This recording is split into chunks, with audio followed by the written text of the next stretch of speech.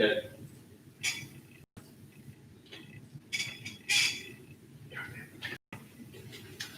Hi, everybody. Brandon from the Firing Pin here with our weekly live stream again. And I just wanted to open tonight. I got a very nice gift.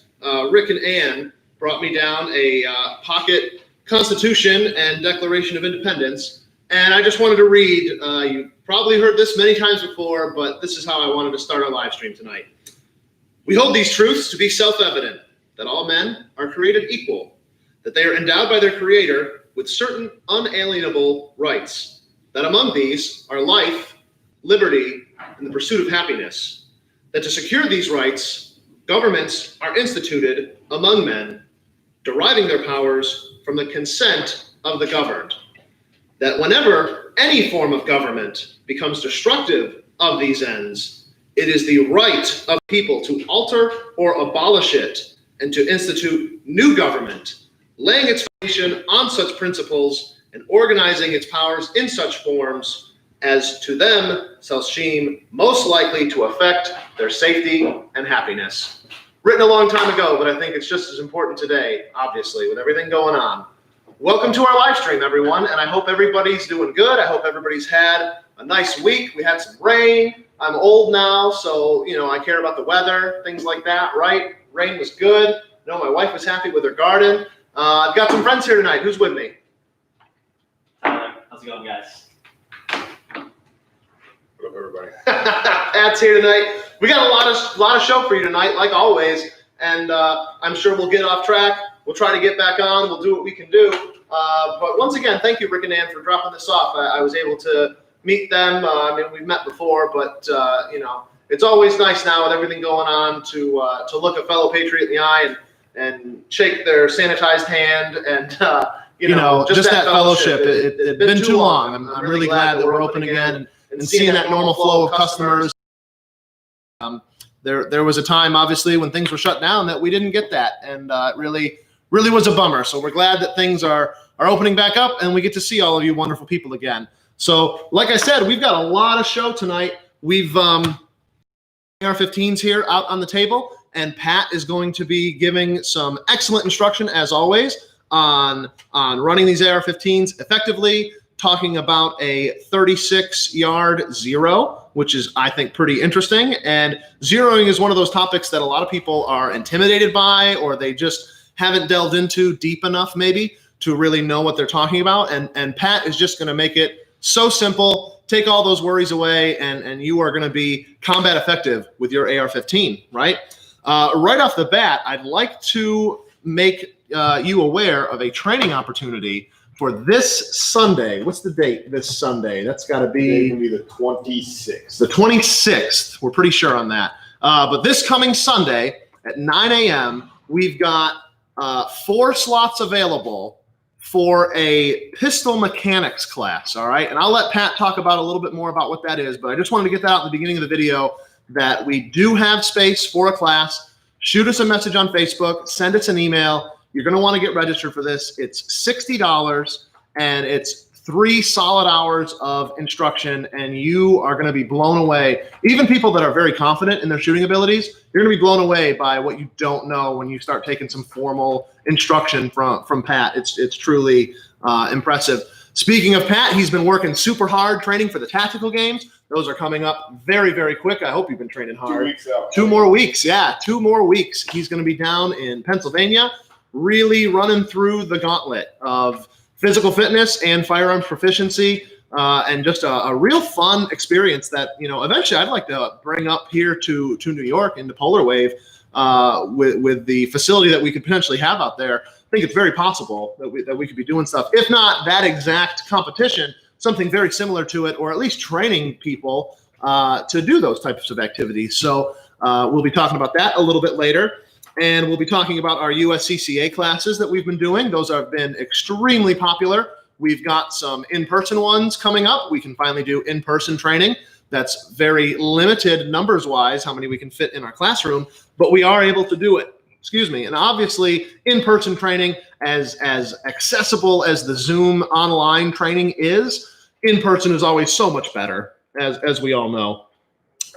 We did a radio live stream last night. I know a bunch of you watched that.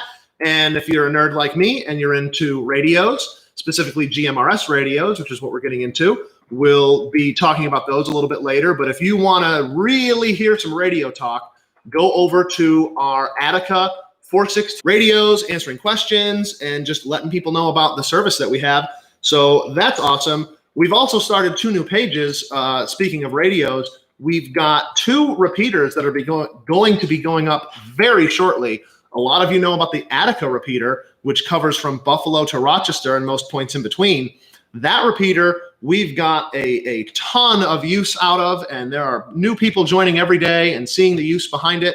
If you want backup emergency comms for your family, this is a really great way to do it. If you want to not be reliant on the cell phone companies in times of disaster, which, as we all know, as soon as there's any type of natural disaster or catastrophe, what gets throttled? The internet and the cell phones, they shut them down. That flow of information just isn't going to flow anymore, and you're not going to be able to get in touch with your loved ones potentially. So with this is a completely independent system that we control, Second Amendment patriots like you, so you know it's going to be secure, you know it's going to be up when you need it the most. So check out our Facebook pages on that. We've got very shortly, I know we keep saying that, but very, very shortly, we've got a repeater that's going to be going live on the old Xerox building downtown, the tallest structure in Rochester. That repeater is going to have ridiculous coverage for Monroe County and the surrounding areas. Again, we've set up a new Facebook page for that. If you look up Rock City 600, you'll find that one. And that should be going live momentarily here, realistically. We've got all the equipment in place finally. We're kind of just working with the facilities and maintenance team there to schedule going up to the rooftop and then actually installing the repeater itself. So that'll be going live very shortly. And likely in the next 2 to 3 months, we're going to have a Bristol repeater going live on top of Bristol Mountain, which, as impressive as the repeater in Attica is, the Bristol one is just as impressive on the east side of town, bridging Rochester almost all the way out to Syracuse, which that will eventually be another goal of ours. So if you're into radios, if you like the idea of having backup emergency comms, go to our Attica 462-575 Facebook page, go to our website, attica575.com. You can learn more about it and get your GMRS license and get on the net. So that's all I've got. I would really like to bring Pat out, and we'll have Pat maybe, why don't you tell us a little bit about this first thing coming up on Sunday, pistol mechanics. What is the pistol mechanics class? Okay. It's like changing the oil on your handgun and like doing a brake job and all that kind of stuff, right? Similar to that. So as you guys have heard us say on a couple of these different live streams, we've been doing a lot of tweaking to our pistol curriculum, and we're trying to come up with a way to get you guys some classes that are built to do a couple of different things. First of all, they're designed to be pretty short, and they're designed to be packed full of information, right? But they're also designed to be kind of progressive in the sense that you start at the beginning and you work your way to the end in a natural and logical progression, right? Yeah, I can't go out there and just start doing instructor zero and Terran tactical drills. You can try, but I recommend doing it outdoors so you don't damage our floors and our ceilings and stuff like that, right? Because ultimately that's what's going to happen there.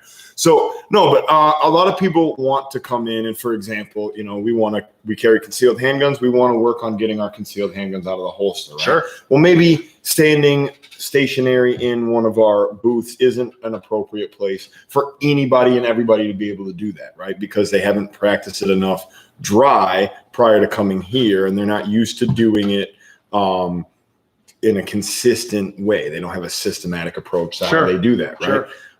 So that's one example. Another example is clearing malfunctions. Another example is shooting with one hand, right? There's a lot of different skill sets that we can work, and we can try to work them in a couple of different ways. I like to try to work them, again, in a very progressive, logical way. So this pistol mechanics class is designed for everybody from somebody who just got their pistol permit, right, all the way up to the guys that are pretty high-speed individuals that have been doing some training on their own, and they want to come here and train with us. So in order to make sure that everybody's kind of singing the same song, the pistol mechanics class starts from getting the gun out of the holster. We start in the classroom with cleared out empty guns, right?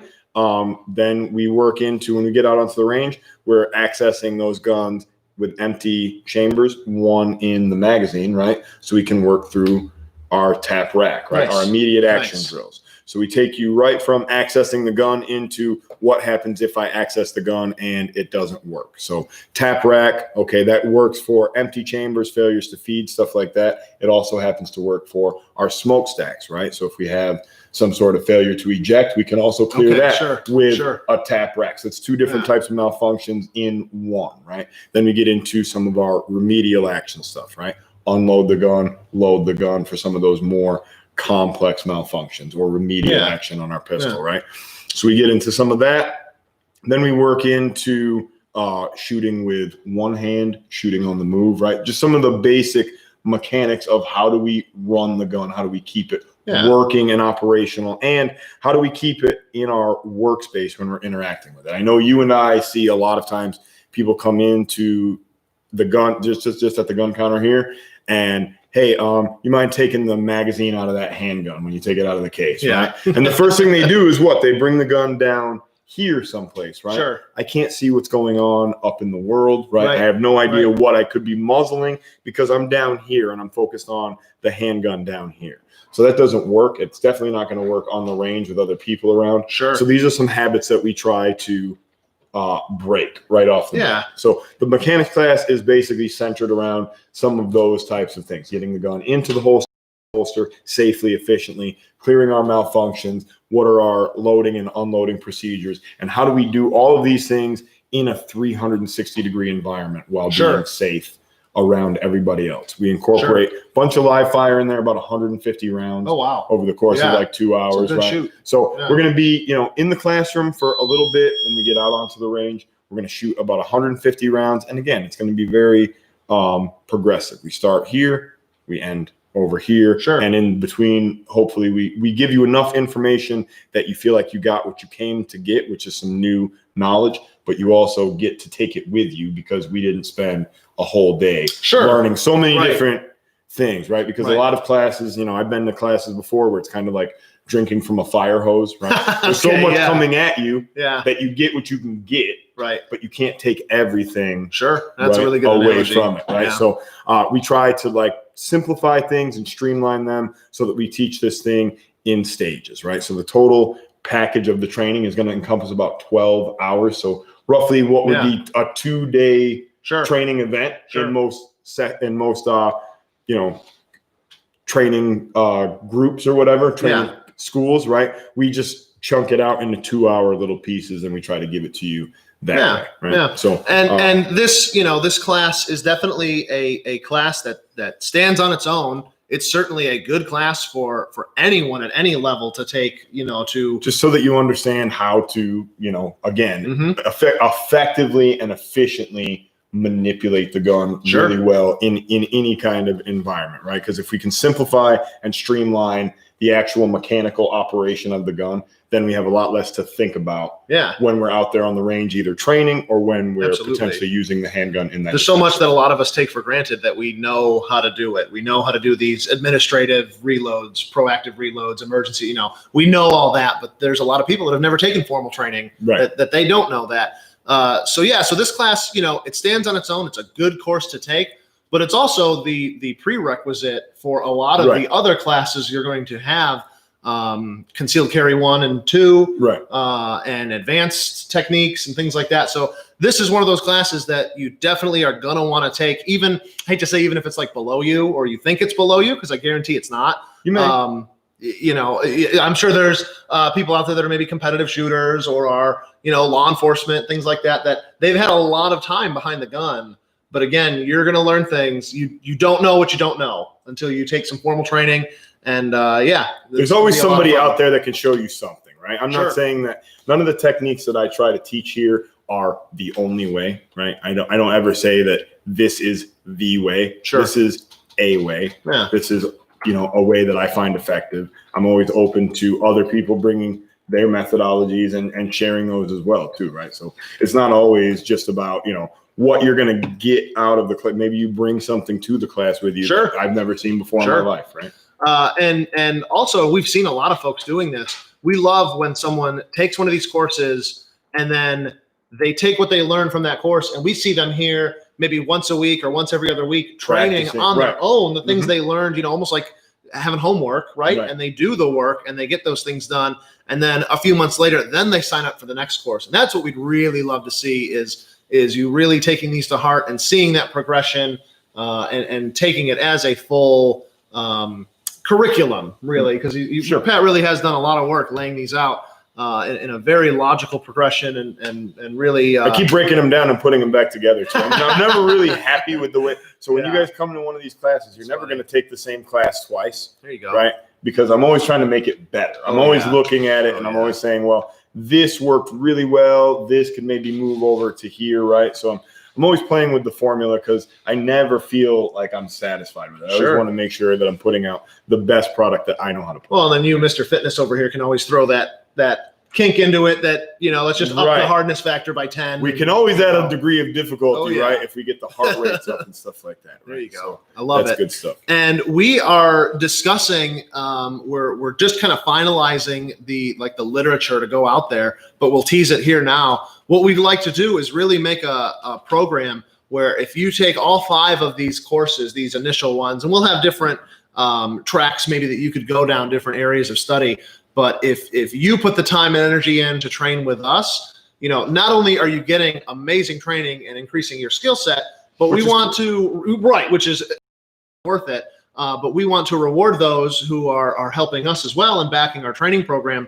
So if you take all 5 of these, and it might take you a year to do it, if you take all 5 of these courses for the next year, for the next 12 months, you will have your membership boosted. All right. And what we mean by that is if you have any level of membership currently, say you're a silver member, which is $20 a month. And if you go on our website, you'll see all the benefits. I'm going to mix them up. I don't have them here in front of me. There's 1 million people watching us live right now. So it's a lot of stress. I think so. Wow, we've been hovering around those numbers. That's pretty impressive. It's okay, I guess. But say you're a silver member now, you're paying $20 a month. You do this training. Again, you're getting incredible training that's well worth the money, but you do all 5 of these courses for the next 12 months, you'd actually be bumped up automatically to a gold member. Right. For just taking training that's making you a better shooter. But we'd like to give back as well and really make it a fun community thing.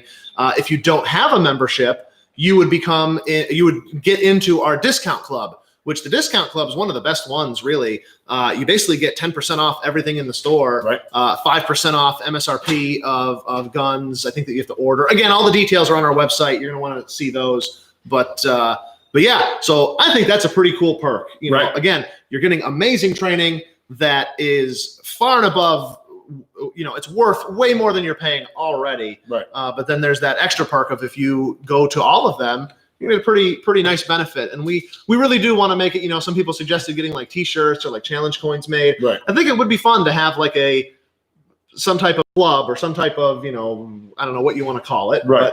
But Uncle Pat's, something. I'm sure the comments are going to start flowing in of what they could be. I'm sure they're going to come up with some creative Oh man, names. I'm scared now, but yeah, we want to, give back to those who support us. So we think that's super important. So, absolutely. Yeah, I guess let's get right to it. Why don't you tell us about these? One of these is a rifle and one's actually a pistol. Yeah. So, okay. But yeah, why don't we switch places here? Let's talk a little bit about the guns. You go ahead. So this is a 10.5-inch pistol, guys. Okay. I'm not going to get too far into the weeds about the hows and whys of what makes it a pistol, right? But it doesn't have a true stock on it, okay? This is a pistol brace, even though it looks like a stock per the ATF and their silly regulations. This constitutes a brace and not a stock, okay? So because it has a 10.5-inch barrel, I have this gun zeroed for 36 yards, okay? And 36 yards takes advantage of some ballistic capabilities inherent in that gun, okay? And it also doesn't really highlight any of the limitations. So we'll get to that here in a second. This gun here is a carbine, okay? 16-inch barrel over here.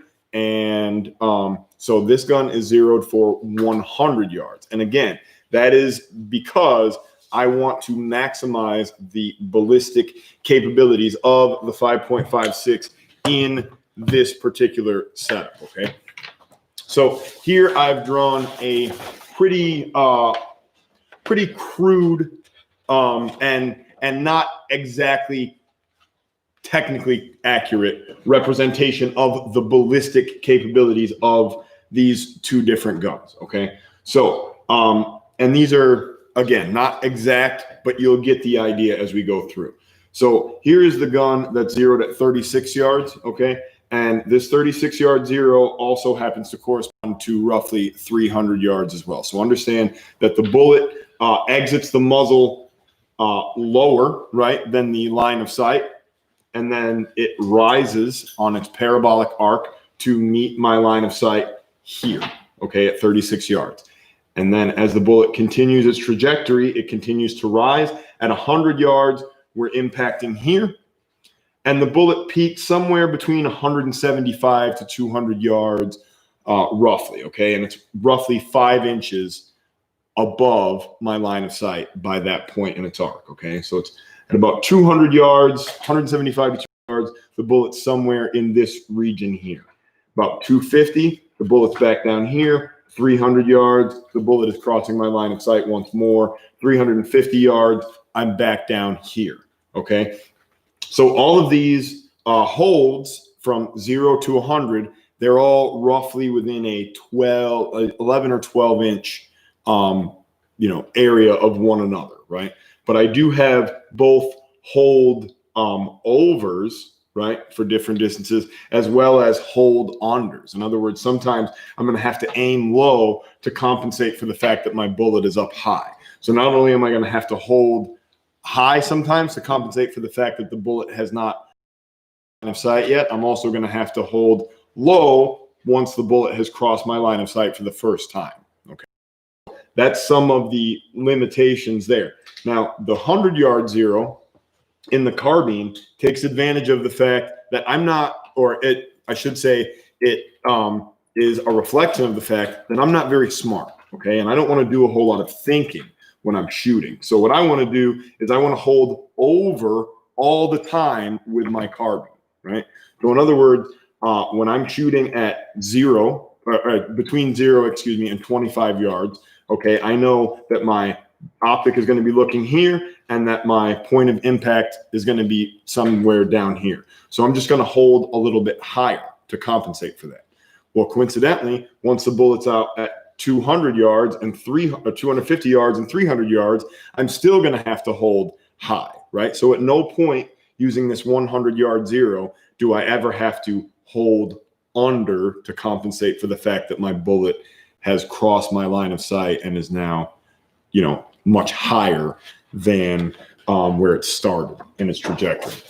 So understand that the 100-yard zero, guys, can simplify things quite a bit. If you're somebody that doesn't want to do a whole lot of thinking while you're shooting, then having the ability to just kind of hold, high all the time simplifies some of the external ballistics factors. Okay, the 36-yard zero. I like the 36-yard zero because let's just go with an A zone on a USPSA or an IPSC type target, right? So the A zone on the silhouette is about 4 inches wide to about 11 inches high. Okay, so if I know that I can hold on the center of that target anywhere between 0 and 350 yards, and I can guarantee a hit somewhere on that A zone, or maybe somewhere just outside of that A zone on the center line, that's a good thing. And that's close enough for what I want to do with either of these rifles, right? None of these guns is necessarily going to be shot much past, say, probably 250, 300 or so yards. So I don't really need a gun for what I'm doing here. That's going to take me out much beyond that, right? So that's kind of the thought process between the 36-yard zero and the 10.5-inch gun and the 100-yard zero on the 16-inch gun. Understand that not every zero works equally well for every application, right? So, you're just going to have to find one that kind of works for you. Some guys like the 50 to 200-yard zero. I find that one is pretty good as well. It's pretty simple, and the holdovers are relatively easy.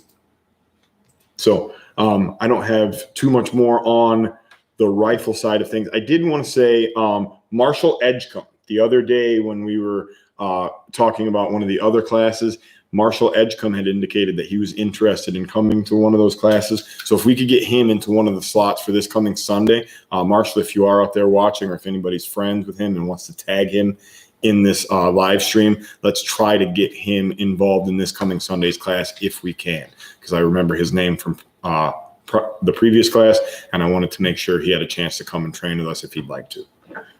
Okay, so Ty, do you have any questions from the audience this evening? Audience is quiet right now, man. Kind of hurts a little bit. That's okay. It's okay. I mean, we have lots of people watching, but I mean, Watching? Well, any of the guys that are out, guys or girls that are out there watching, let's open it up for questions now.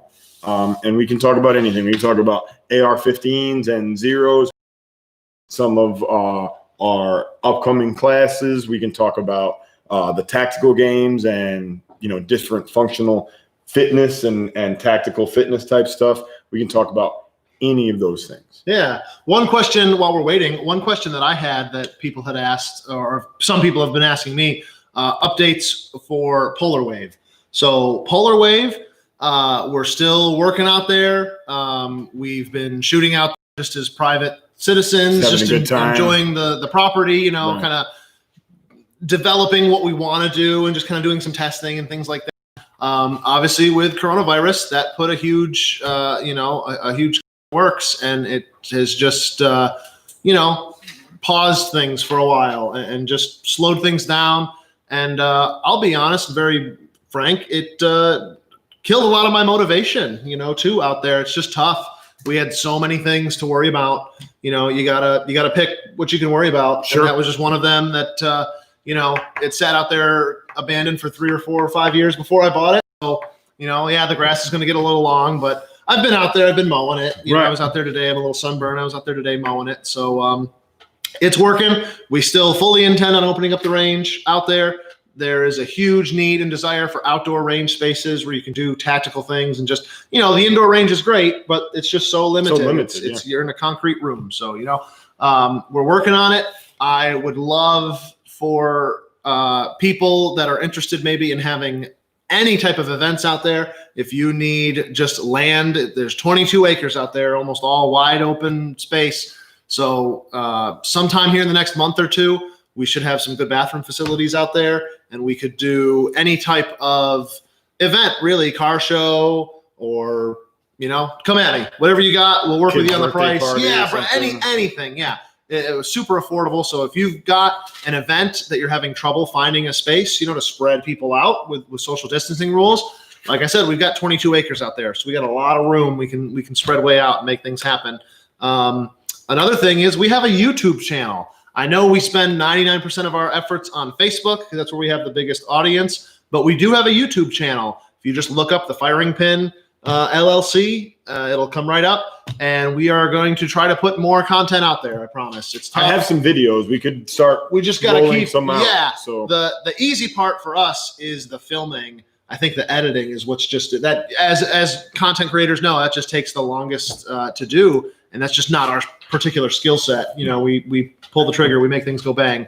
So maybe somebody out there is good at editing. I'm sure Brian Kirby is watching us, but you're too busy doing all your stuff. He's got a baby and like a new thing happening. Yeah, I saw that post. What was, I can't remember what it was. It was pretty funny though. It was like snip, snip. So I can't remember what it was. I don't know. It was funny though. I saw it today. I think every man though had that collective press, hey, press F for respects. I've been there, so I'm with you, buddy. Yeah, I'm being pushed to go that route. Oh, dude, you should do it. It's cheap insurance, man. I'm telling you right now.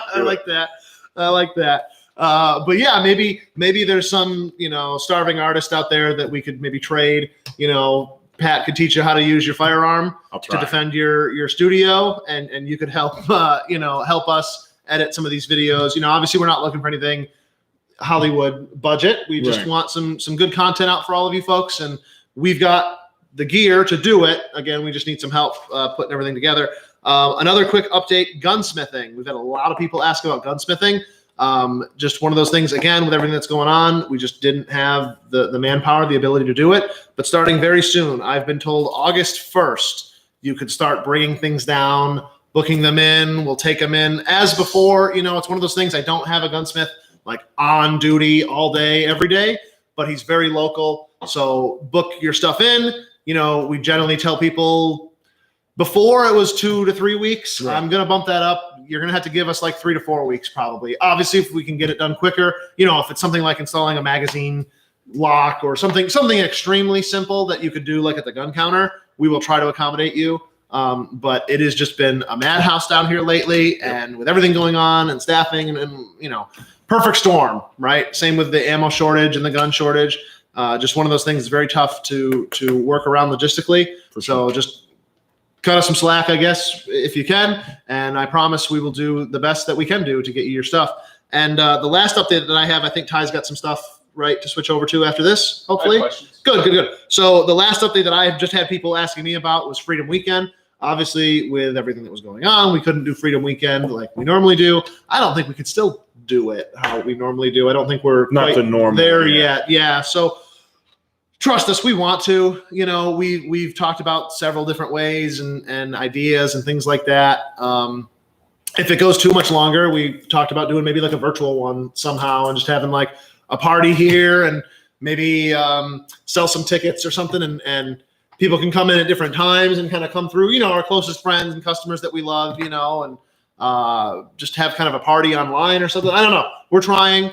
Obviously, we didn't like not having it, but didn't really have much of a choice. So in the fall, if things, open up and we can do it, we fully intend on, last year we had a very successful fundraiser for the Mission 22 charity, was awesome, which we were blown away by the support of the community and the generosity of all of the people that helped with that. So thank you again. We raised $9,000. I'm looking at the check up on the wall. We raised $9,000 for that group in one day. I mean, it took obviously more than one day to put it all together, but that was amazing, and it really goes to show what the Second Amendment community is all about. So we fully intend. We've got a couple charities that we've really been looking at closely.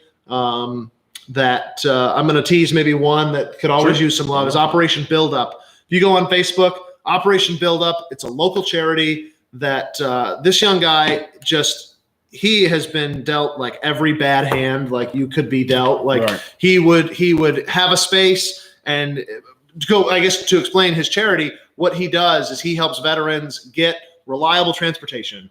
That's just such a real world problem. Problem solution. It's, where we live in this region, unless you live, even if you live in Rochester, public transportation is not ideal. Great. Yeah. So you pretty much need a car to function in our society. So that's what he does is he finds veterans that are just, at their rope's end and they need some lifeline to just get them through to the next thing. And that's that immediate, I could get a job if I could get there, or I could do this if I had transportation. So, Operation Build Up. I'm blanking on his name. I want to say it's Josh, but I'm really sorry. I can't remember his first name. Yeah. I'm sorry, but Google or on Facebook, Operation Build Up, local charity. He has unfortunately had people like do fundraisers for him and use his like name and clout to raise money, and then they never give him the money, right? So that's been terrible. He's had like landlords like kick him out in the dead of the night, like just random. Like this guy is trying to do a super good thing, and he's just getting kicked every time he's down. So it's terrible. So he's definitely on our short list. Probably because I'm saying this now, we probably kind of have to use that as our charity. Right.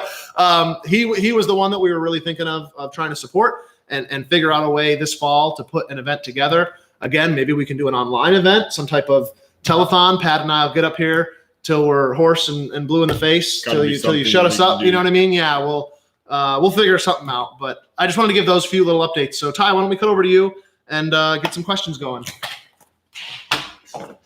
No, I'm scared. They're all good. Okay. They don't all have to be good. Please, it's the internet, guys. It's only 8. Let's keep the NSFW stuff till like 8:30. Right. Okay. Kids aren't in bed. Okay, I can respect that. Pat. What's up? Dave Morris wants your setup, your AR setup. Tell us a little bit about it. The pistol or okay, so I'll start with the pistol, I guess. So my pistol is next level armament through and through. Basically, it's a next level armament. Right now, I have their linear compensator on there. That's going to change to a bird cage for the tactical games. Unfortunately, they have stupid restrictions on muzzle devices, so this is going to have to go from a linear comp to a bird cage. I don't really love or hate linear comp, so whatever. I just don't like being told what to do. Right now, I have a cheap light mount on there. This one I think is made by like Acme Machine, I think. And it's been really good. I've had this light mount on like 5 or 6. Some of those you just can't go wrong. Like I've seen even like, I know we crap on them all the time, like UTG and stuff. Right. Like it wouldn't be my first choice, but some of their mounting solutions are thing, not you can't mess it up. It's right. 3/4 inch size or 1 inch, whatever, like it works. Right, exactly. Yeah. So I've got Troy fixed sights on here. I've got a Hollow Sun 403C on If I may, why fix sights and not flip ups? Everybody else says flip ups, Pat. Yeah, well, everybody else isn't as cool. No, you know what? For a long time, I wasn't sure if I was even going to put an optic on this gun. Sure. It's only a 10.5-inch barrel, right? So Sure. I wasn't really sure that I was going to do enough shooting like at distance or whatever. I like to have a gun with iron sight. So I wanted something that was going to be rigid, and I wanted something that was going to be there every Sure. time. I wasn't going to have to mess with it. Yeah. And now I've just gotten used to using my lower 1/3 co-witness iron sights. So now I'm just kind of rocking them, and I like them. I need to have them for the TAC games too. We gotta have some form of Sure. irons, right? Yeah. So they're not expensive, and they work really, really well for what I need them for. So, And it's one of those things too. A lot of people will ask, like, won't those get in the way of the red dot? And they really don't. You know, you don't. No. Once you train with them for a little bit, like they just they don't kind of really disappear, and they don't really bother me or Yeah. obscure my vision or anything like that. And I have the next level armament, their ambidextrous charging handle on here. Nice. Obviously, because this is their stuff, right? It's ballistic advantage barrel. Next level armament on the bolt carrier group, their receiver set, SBA3 on the brace. Nice. Primary weapon systems, ratcheting end plate, and Nice. sling mount. Yeah, we're working where I work. I gotta have nice stuff. Right? I can't. What sling you got there? So this sling is a Magpul MS4. Nice. I like that one a lot. So now let's move over to and that's the reason I brought up the light mount is because I'm changing the light mount to an Odinworks M-Lock one. So that gun is going to be changing up just a little bit here soon. But it's been good. I like it a lot. Sure. This gun here, this carbine is a little bit different. Sons of Liberty knocks on the muzzle device. I fucking love this thing. 13.7-inch Roscoe barrel with mid-length gas. I do have the adjustable block on here, but honestly, I have the gas turned all the way up. Okay. Something is going on. This block is relatively inexpensive. I don't want to holler out the name of the manufacturer because I don't want somebody to think I'm shitting on them. I'm not. I'm just Sure. saying that the gas block is not the most efficient as far as like the fit to the barrel. Sure. Right. Sure. So something is not wrong. Something is not exact with the fit of the block to the journal. Sure. So I'm leaking gas here. So I just have my gas turned all the way on. And that can happen with any manufacturer with Yeah. manufacturing specs. You know, if they're 0.01 inches. If everybody's on the loose low and they're- end, if one's on the low end, one's on the high end, you're going to get some play, right? So even 10,000ths of an inch, when we start stacking tolerances, Yeah. that can Like you said, nothing wrong with the manufacturer. Just this rifle specific is one, yeah, right? yeah. It's not as gas efficient. And again, that's one of those things that we try to tell folks, like, yeah, you can go on certain websites that we buy stuff from all the time too. We love them. That, you know, oh, you throw these parts together and it'll run and your rifle will be fine. And it's like, well, yes and no. It'll be fine. You have a rifle but that is it gonna right. Yeah. Is it going to eat steel and different stuff like that? So understand these are kind of like Lego sets, guys, but there are some things that we can run into. So you can see my rifle is not the most gas efficient. Sure. Okay, whatever. It just so happens that this gun shoots like a BB gun and it functions awesome. There you go. So because it has mid-length gas and because it has the Sons of Liberty Knox muzzle device and because it has an H1 buffer in it with this mid-length gas system, Nice it just combo. shoots really, really soft, really, really smooth. Sons of Liberty Gunworks on the bolt carrier group. The lower receiver, It's an 80% actually. Nice. And yep, and absolutely. And the upper receiver and charging handle are both next level armament. Nice. So yeah, and I'm sorry, and another hollow sun optic, right? Another hollow sun. This one's the 510 Charlie in green. Very nice. So yeah, some Very good nice. stuff. Good stuff on those guns. What's next, Ty? Next question. AR pistols. Mm-hmm. Let's get on the AR pistol topic. Do they need to be pinned? And if they do need to be pinned, why? So yes, in order for a pistol to be deemed a New York State compliant pistol, right, you do need to pin the magazine up into the gun, unfortunately. Yeah. So sure that you follow New York State laws, obviously, right? But with that being said, with your rifles, if you do a featureless build, you can get away without pinning the mag. But there's no provision, unfortunately, because of like weight requirements and everything else. There's two reasons it fails: the weight. It's over 55 ounces, Right. which I don't even know. That might be a fun thought experiment. Get like a carbon or handguardless setup. I wonder I if think we you would could have build to a go with 54, no handguard. like Yeah, a 4-inch barrel. you need like a V7. All the like, skeletonized parts. yeah, you need like F1 It probably could be or done. something. Probably be. But then it wouldn't matter because you would still fail because in New York State, you cannot have a handgun where the magazine goes in anywhere else but the grip. Right. Like a traditional, like any normal handgun, normie handgun, right? The magazine goes into the grip. On an AR-15 pistol, the magazine goes into a different spot that is not the magazine well the grip. up here. So that, unfortunately, again, that alone, so that kicks out tons of nice, pistol caliber Different. carbines that would otherwise be legal, Yep. or legacy guns that were legal at one point in New York. Yep. So unfortunately, yeah, you do. This one is not pinned because it's owned by the firing pin. Basically, it's a. This is my work FFL. stuff. I leave it here. Yeah. Right. No. So this gun isn't like hanging around out there in your community. Don't worry, you're safe. You're safe from the scary pistol. And that's the thing. And a lot of people ask me, because I am the licensee, I am the dealer. Even me, I can't just go around my daily life, rocking doing whatever you 17 want, round right? mags, carrying the machine guns, things like that. Now, obviously, I can take those items places. It's not like they can only stay here. You can drive out to Polar Wave with your setup and train and practice with.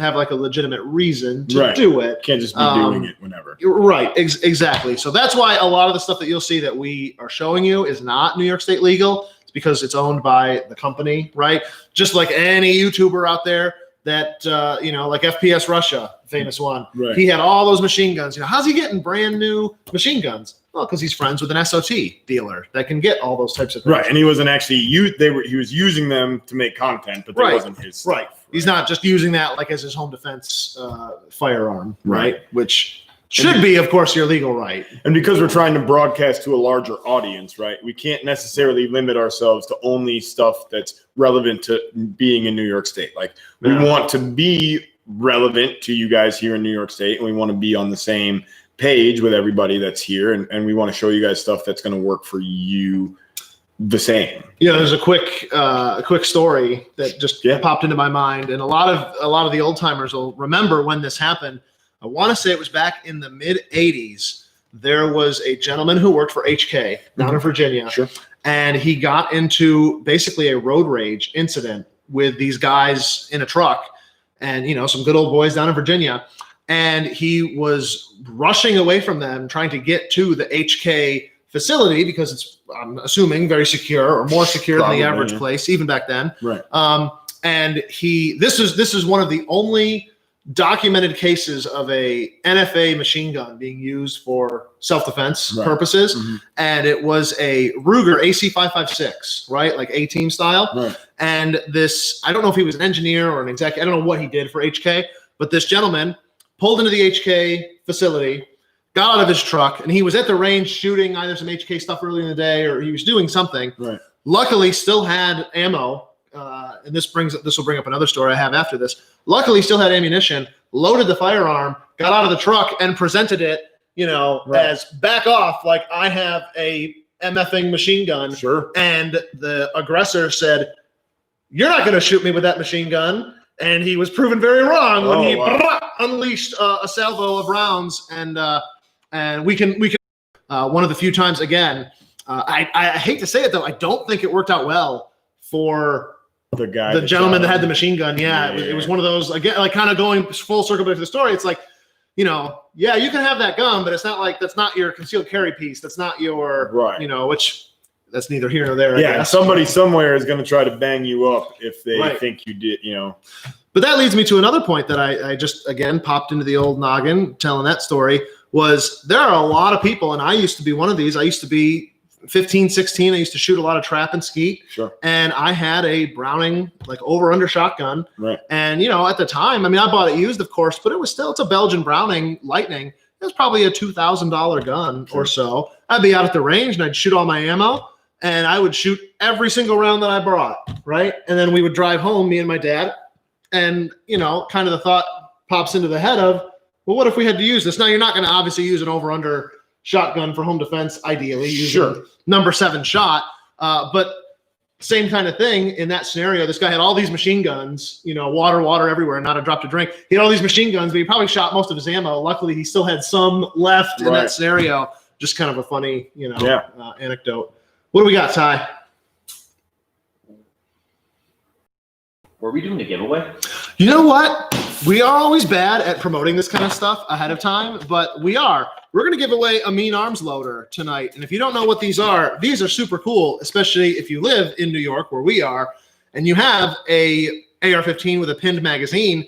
This is basically a stripper clip for your AR-15. Sure. So you can have a fixed magazine rifle or pistol, and you can have several of these, Right. and you can have them staged, ready to go. They fit in a magazine pouch. I mean, the size of a 30-round mag, and it is not as fast. Obviously, it's not as good as having a regular AR-15 like you can in a free state, but it's better than not having one. It's way better than cracking the rifle open, single loading, or using the old spoon stripper clip style of loading. You don't have to take the gun apart. You can shoot your 10 rounds. Your bolt locks open. You grab one of these.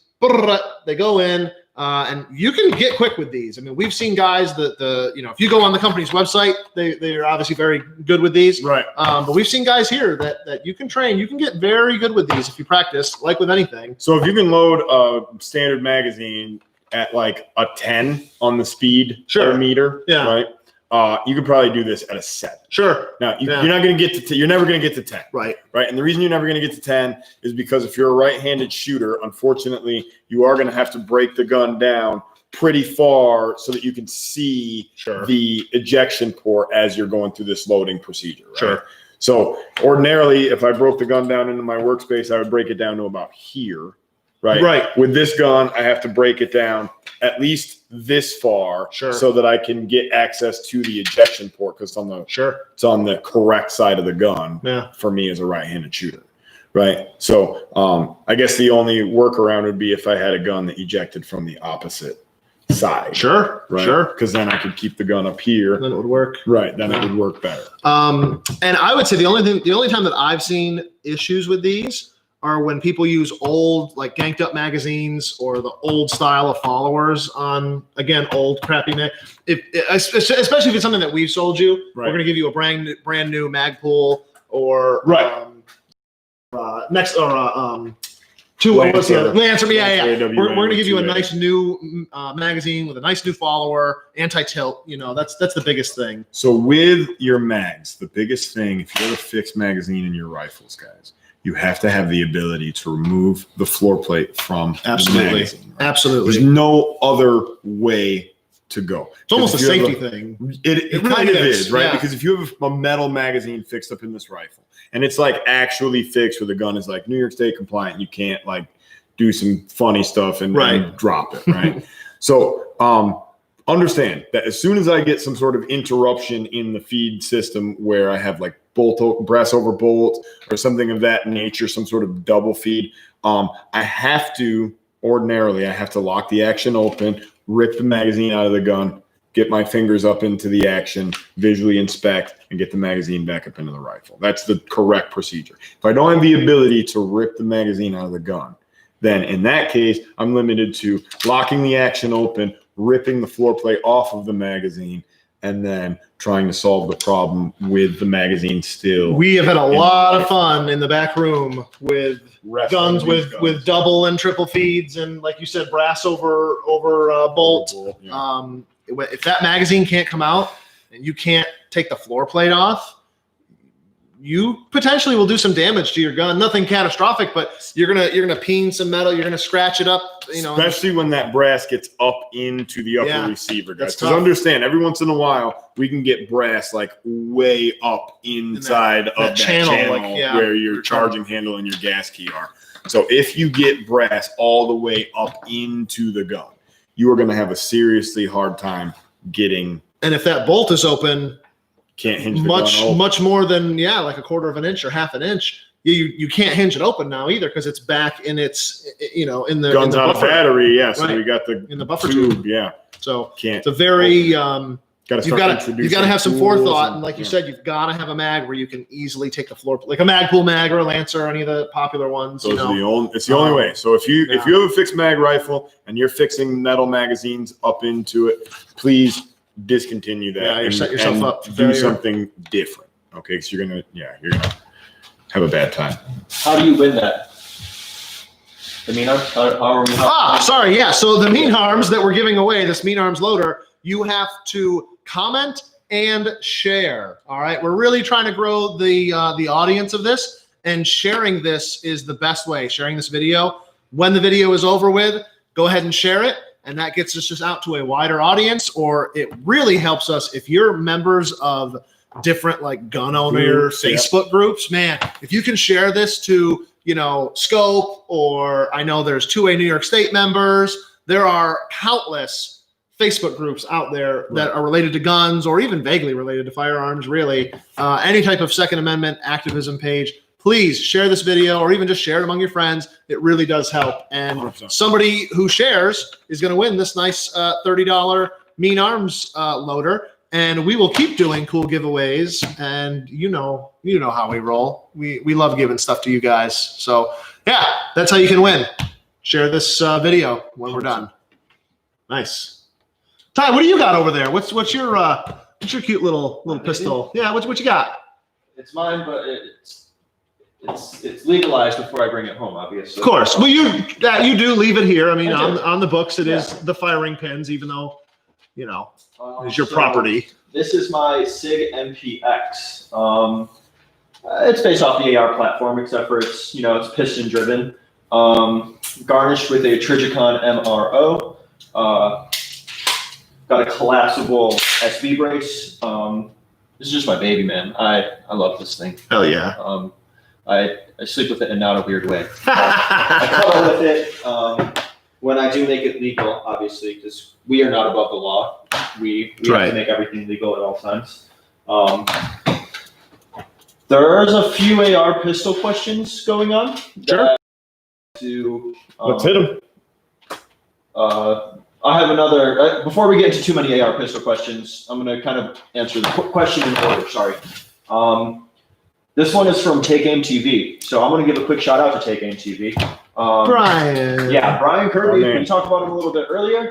Take Aim TV is one of our really, really great friend channels. They do so many product demonstrations. He really does. And the video quality is phenomenal. Yeah. Every time I love watching those videos. Yeah, I love his content. He's good. Local, Rochester, please give Take Aim TV some love. 100%. Very worth it.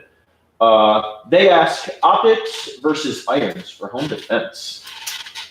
So optics are faster, right? Just generally, when we're talking about unmagnified optics, right?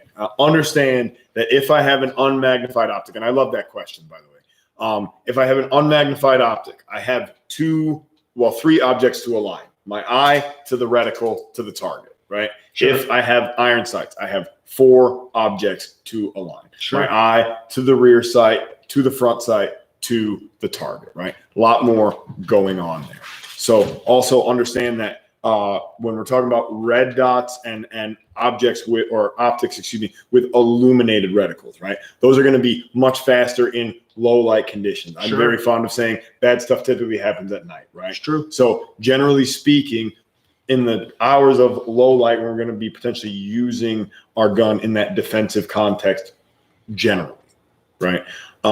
We want to have something that's going to provide, good target acquisition, positive identification, and a good alignment of our sight with the target. So, optics are going to be superior. Sure. The one caveat that I would say is optics add another level of complexity that you need to not only, train with, not that you don't have to train with iron sights, but you have to, I guess the point I'm trying to make is you have to train for when they don't work, or train to ensure that they will always work, right? Fresh battery, set a reminder on your phone. Maybe you just switch that out every 6 months instead of, it lasts for a year or more. Or I know that some optics have, again, nothing is a guarantee in life, but say an aim point, right? Some of those are rated to go off a single battery for 5+ years of being left just on all the time. So you don't have to think about that as much. I would still set a reminder maybe to switch that out every other year or something like that, or just make a mental note of it. But yeah, that would be my one caveat. I agree. I run optics on all of my home defense, types of firearms that would have an optic on them traditionally. I would say maybe a light would be, if I'm not, the question wasn't pick one or the other, but no, if you could only have maybe one electronic item, it would be a light, in my opinion. A light is probably more, if I'm going to prioritize, like, what electronics should I put on the gun, right? Or what should I put on the gun as far as like things that require batteries? The very first thing is going to be my light, right? Because if I have a long gun, I'm with Brandon, right? I require 2 hands to run the long gun. So understand that I still need to positively identify whatever it is that I'm covering with my muzzle, right? So that's very important to me. Make sure you have a light on your long gun if your long gun is a defensive tool, right? Definitely make sure too that you're good with changing the power or the brightness level of the optic, and some are better than this than others. Some like automatically adjust and whatever. I think the HoloSun does that, doesn't it? Or they make one that does. They have ones that like auto dim. Mine actually have like a memory. Right? Oh, that's so cool. They automatically like go back to whatever the last setting was. So that's pretty neat. But yeah, they do have settings. Tyler rocks the MRO. I really like that style of the dial changing the illumination versus I also am very fond of EOTech. The EOTech though is it's an up and down arrow. Right. So if you're in a situation where you pull that gun up, either it's too dull or it's way too bright. Like that was my concern is at night you were out at the range zeroing it and it was the daytime. So the brightness all the way up. Right. Now it's midnight and you bring that thing up to your eye and now you've lost, that just blinded you basically from the light of that. The EOTech, the downside that I don't like about those is to arrow down, arrow down, arrow down, arrow down. It's just not as tactile as the Trijicon or the aim point having the dial of just dial it down real quick and it's there. So optics, again, they're so subjective too. Yeah. There's so many different ones out there. Like you said, you don't like something about the EOTech. You know what I don't like about the MRO? It's 1 minute of angle adjustments, man. Sure, right. Those adjustments are stupid imprecise. Right. They really are. Right? Like that's such an expensive optic and the glass is so blue. Yeah. And for 1 minute adjustments, and that dot is just, it doesn't do that much for me compared to some of the other stuff. I do have to say, and Tyler, I think follows my lead. I tend to like the higher end, optics and glass and things like that. Buy once, try once. But lately I've been, I don't want to say disappointed, but the you get for that gap is being narrowed. Yeah. Yep.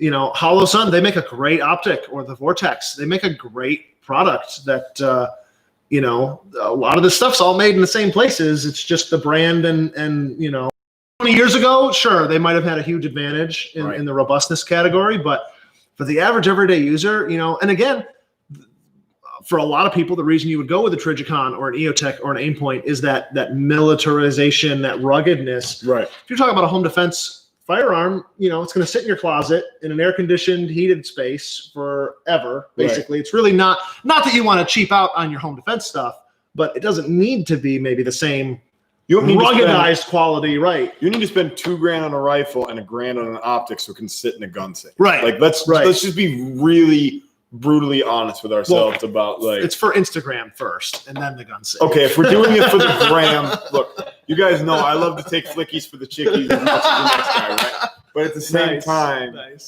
it's not about that. Right. No, it is. Well, Yeah. Okay, I'm sorry.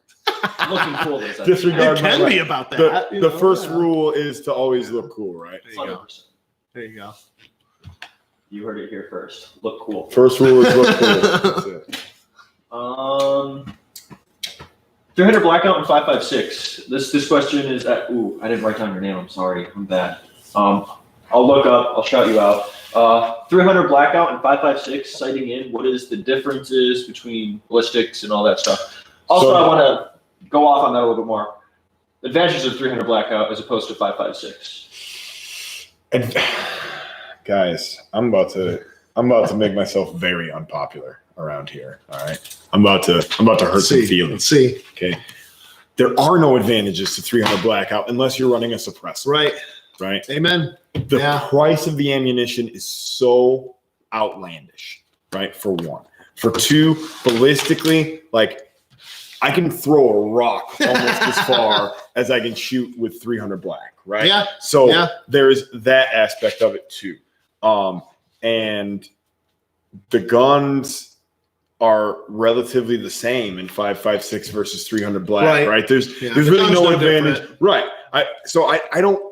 I don't perceive a real advantage to anyone who's not running a suppressor, right? All right. If you're running a suppressor, 300 blackout with an 8.5-inch barrel and subsonic rounds for home defense would be pretty cool. Sure. Except I almost don't want a suppressor on my home defense gun because if I have to shoot somebody in the dead of night in my own home, right?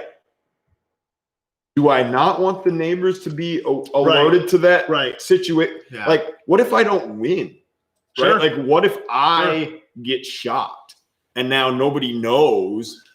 Not for nothing, too. I mean, not that you necessarily want to go down this road. You certainly could. Our buddy Tactical makes a muzzle brake that throws out a crazy star pattern, like when you shoot, especially on a shorter, like a 10.5 inch. But yeah, I mean, there's a scare factor too, or a concussive factor with the right muzzle brake. You know, you become almost a fire breathing dragon, in your house. You know, I agree with you. For home defense, that's a huge. We could do a whole live stream on the pros and cons of a suppressor for home defense. Right. And same thing. It's that balance of do I want to protect my hearing and whatnot versus no, I'm with you. I want to wake up the whole neighborhood and I want to get everybody. If I'm in the middle of a gunfight, right, like in a residential area that I didn't start, like if I went and I picked the fight, that's a whole different matter, right? I'm not that guy. Then so we're I'm not going to do that. Nods right. Then we're going to have all the cool guys stuff, right? But if I'm not going out and actually actively looking to get into some sort of an engagement, right? I want other people to know that there are bullets flying around here so they can be safe and maybe so I can get some help. Sure. Because in all likelihood, like that's something that I want in that moment. And the hearing damage, well, obviously it is a concern. The actual damage you're going to sustain in the, you know, if you take a statistical average of shots fired inside of a house, right? You know, the average self-defense scenario, you know, are you getting hearing damage? Technically, yes, but man, how many times did you shoot your gun overseas? I was going to say hearing protection, like. So I don't normally like this is not. I don't want to be boastful about this. Sure. Okay, but a couple of months ago, I was out on the range and I'm shooting and I got foamies in. Right. And at some point during the day, my foamies got lost. Yeah. And you know what? And you were just the old crusty vet. I'm like, you know what? My hearing is already roughly shot. Right. Like my ears are pretty much roached at this point. Yeah. Right? So I continued shooting. My ears rang for the whole rest of the day. The next day, I was right back to how I normally hear. And we were shooting 5.56 out of, 10.5, 16-inch and 20-inch guns, right? So we were outdoors, mind you, but like that's the level of degradation I already have experienced over time. Sure. So unless we're shooting like 300 Win Mag or something crazy, I'm gonna rock my hearing protection, but if it gets lost, I might not even notice right away. Sure. You know what I mean? So Speaking of So I don't worry about hearing protection. Speaking of old veterans, I remember this was like the year we opened. We had a gentleman go in the range, and we're giving them their range briefing. They were new customers. We showed them how to use the range. We get them all their gear, handed out eyes and ears for it, and they go in the range. And they're in the range. We look on the camera, and we notice that Grandpa was in there, basically just standing in the back with no hearing protection on.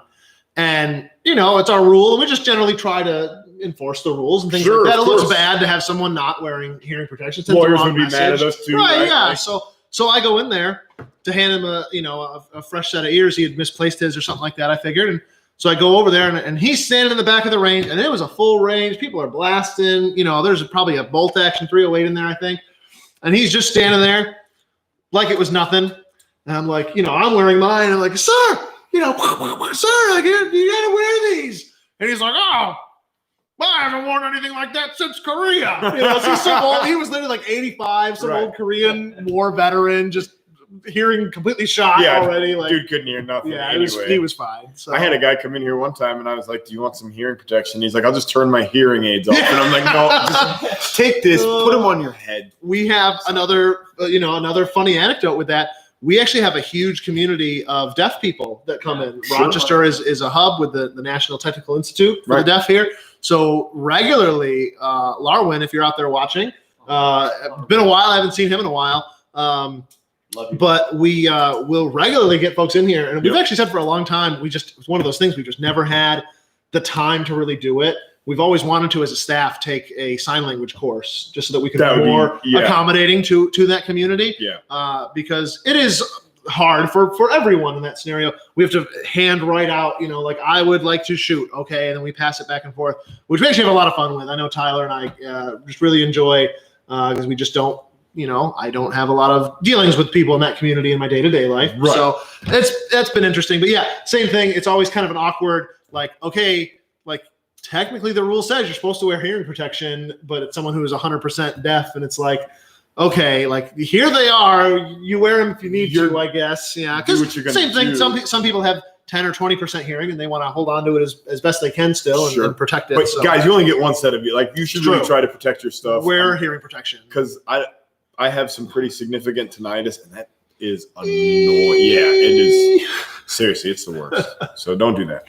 Get good hearing protection too. 100%. Don't cheap out. We sell electronic stuff here, like really the walkers and stuff like that. Definitely worth your time. I got a few different sets of active stuff, and I recommend that. What tone was that? That little. I think it was an E flat. That's what I was going to guess. Sounded good. What's next, Zach? Opinions on pistol caliber carbines. Gave you mine. I love mine, but what do you got, Pat? I love them personally. In particular, if you have one that accepts the same magazines as your handgun, that cross population of the magazine and ammunition is so attractive to me. Yeah. From a home defense perspective, I am partial to 5.56 just because I want to transfer more energy into a target, right? Sure. And I like velocity. I think velocity is a good thing for speed kills, right? So there's that. But at the same time, pistol caliber carbines have a ton of advantages. Yeah. And ammunition is readily available, and they are relatively light on recoil, and you can put a ton of rounds into a target very, very quickly with a minimum amount of hassle. So I really like them. Yeah, really, as Pat said, really the only downside is that they're not a full power cartridge. Yeah, so again, for most people's home defense needs, they're a really solid choice. Yeah. Highly recommend. Honestly, if you can get a Ruger PCC right now, pistol caliber carbine is money. Yeah, those things are awesome.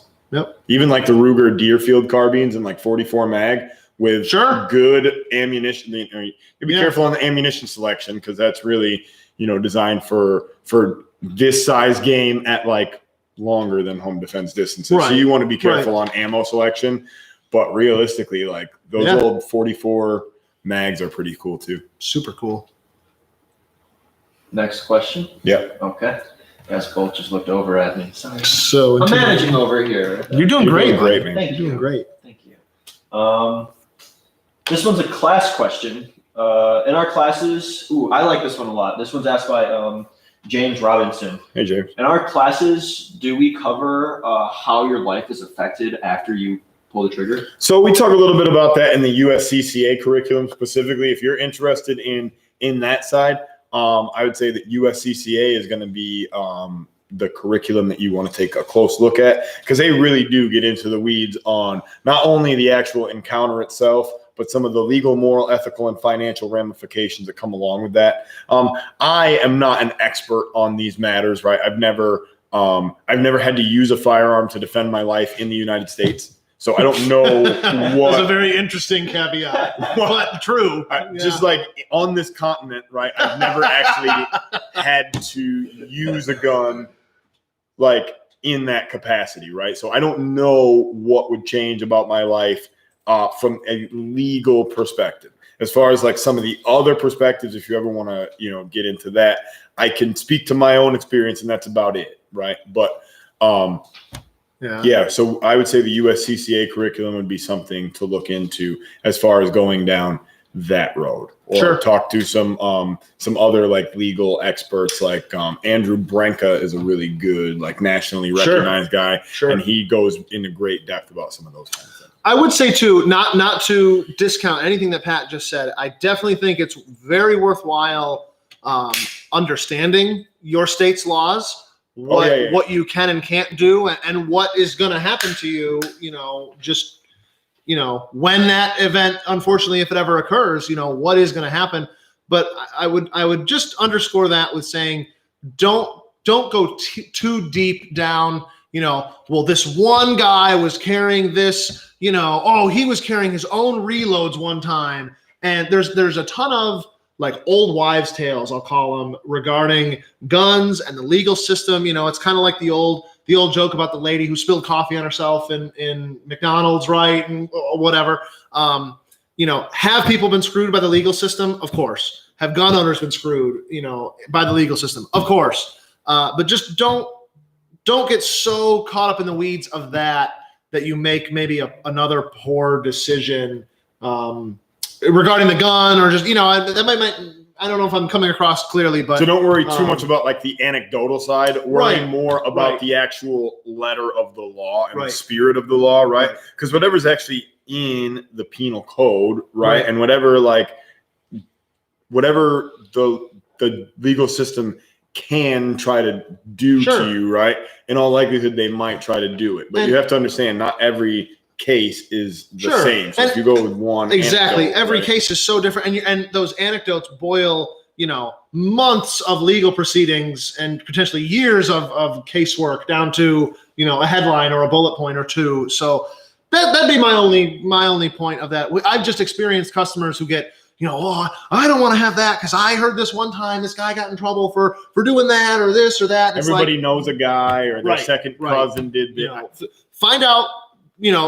Great question, Jim, but find out what's going to happen to you in your state that you live in, and then just, again, be aware of it and move on, kind of, I guess. Don't be so worried about that side of it. Be aware of it. And One thing that I do want to really say, guys, and I want to be brutally upfront and honest about this. If you shoot a person in the state of New York, you are going to find yourself inside a courtroom. Oh, 100%. Right? Yeah. There is no two ways about it. I don't care what county you live in. I don't care what district attorney looks over, your case and decide is making charging decisions. So you're going to be charged with a crime, right? 100%, because we live in the state of New York. Sure. And if you use a gun to defend yourself, then you're bad. If you use a gun to harm somebody else, well, then the legal system should work for you and you're innocent until proven guilty. Right. Right. But if you use a gun to protect yourself and your property and your life and your family, you're bad. Unfortunately. Yeah. 100%. Yeah. I can't make it any more clear to you. Right. I am more of a bad guy than anybody out there that wants to come and try to hurt me in the eyes of the state and the government. Right. And I know that, and I accept that every single day. Right. 100%. Right. I love this state. Me, no. I I got actually a really nice question as well. Sure. Not super gun related. I think we like that one stream we did where we all answered. This would go. Yeah, Sure. no, absolutely. Yeah, please. Doesn't have to be gun stuff all the time. Start with you. And Oh what gosh. Oh gosh. Is it great getting paid for something you love to do? It is. I guess my answer might be a touch different than these guys, only because I'm the owner of the shop. So at times, and I'm sure other entrepreneurs have said the same thing.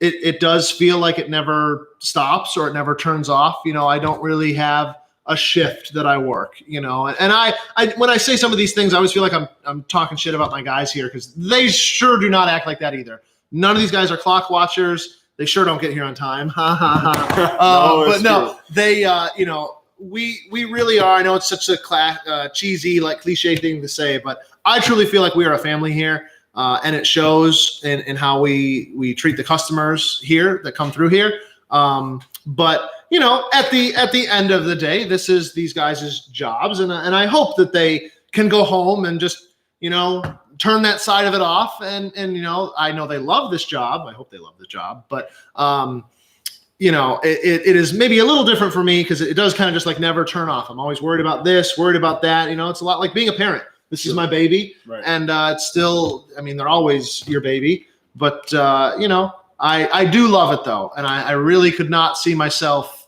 in any other kind of business. Yeah.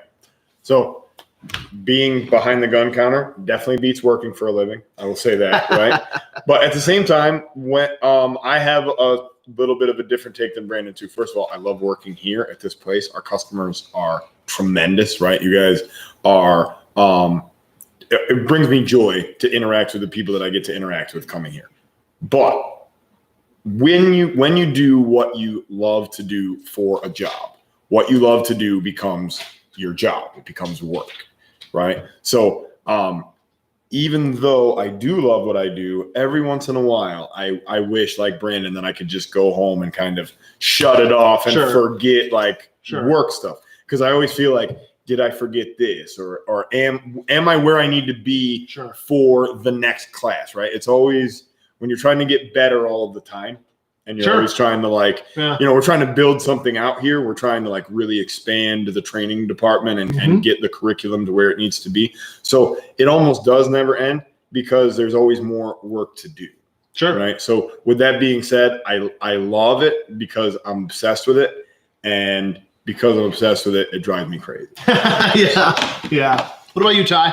Of course I love working the counter. I love working with all of you beautiful people out 100%. There.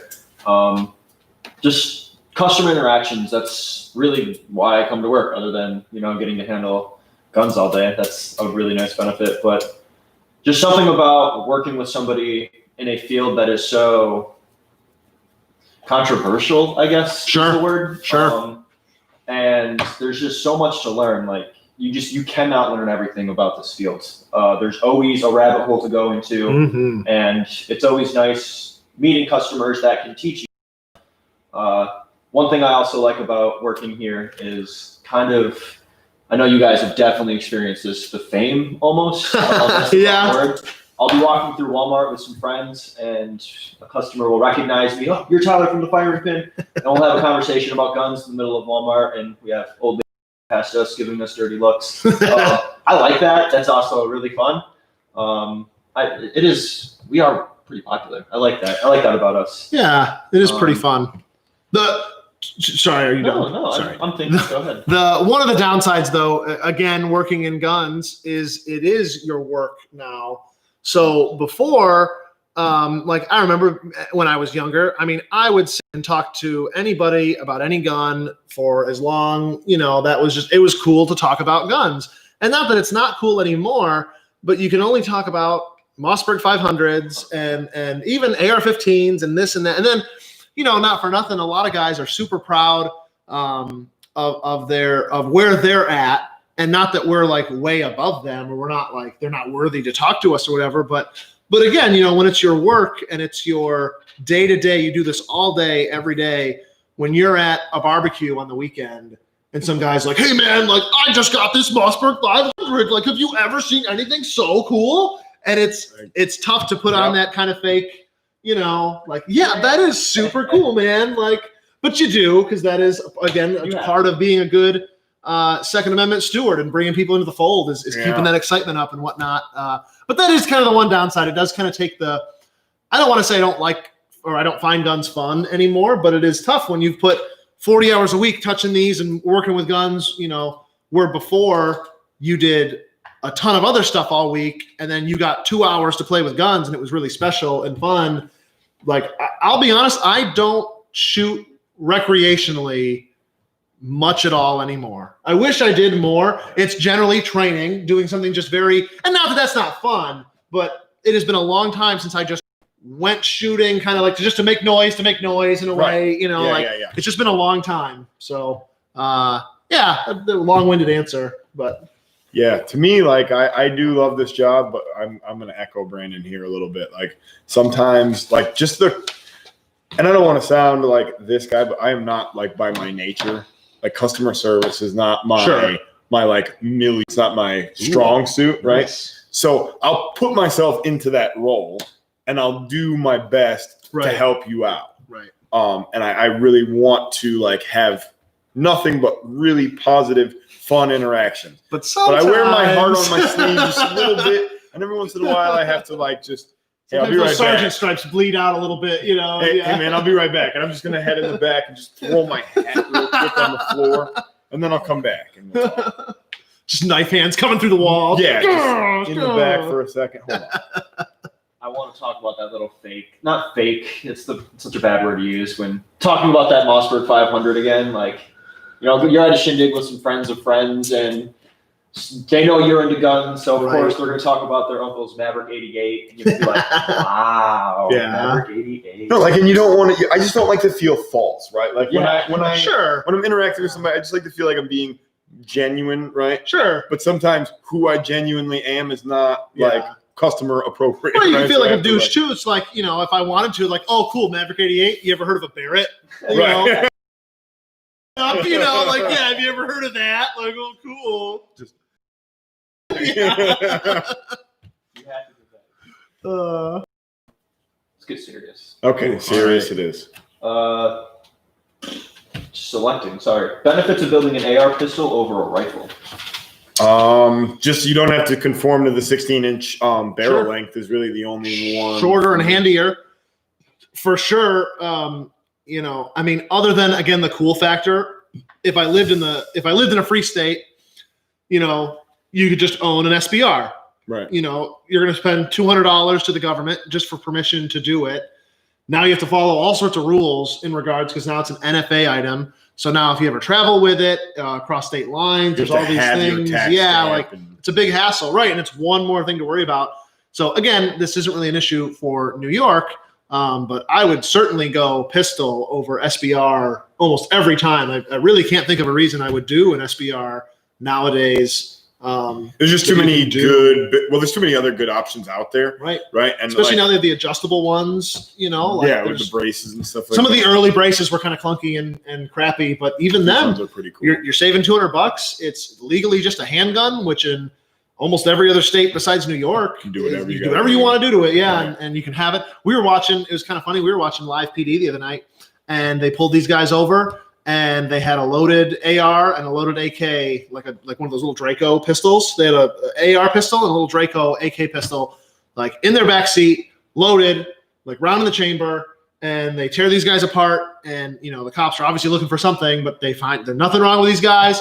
And whatever state they were in, they were like, all right, like you guys are both over 21, and you're not prohibited, like you're not felons. Like they just unloaded them and put them like in the trunk.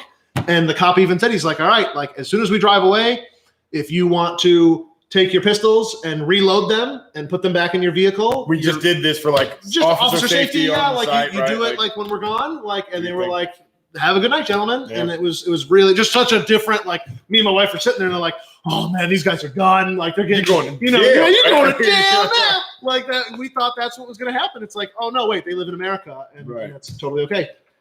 So here's my spiel on SBR versus rifle or pistol. Something else to think about. So here in New York State, we need to register pistols, right? True. So to do a rifle, right? But I wanted to have the benefits of having a shorter barrel.